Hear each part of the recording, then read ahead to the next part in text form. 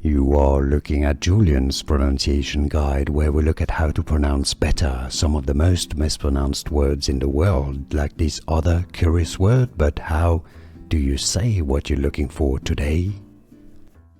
Let's learn how to pronounce the name of this French singer.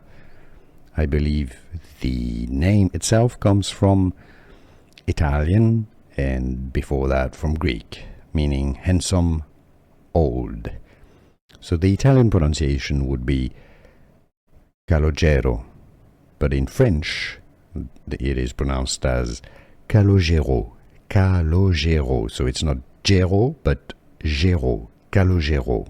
So in English, Calogero. Here are more videos on how to pronounce more confusing words and names too many mispronounced. Like this video if you found it useful. I appreciate your support. I'll see you soon and thanks for watching.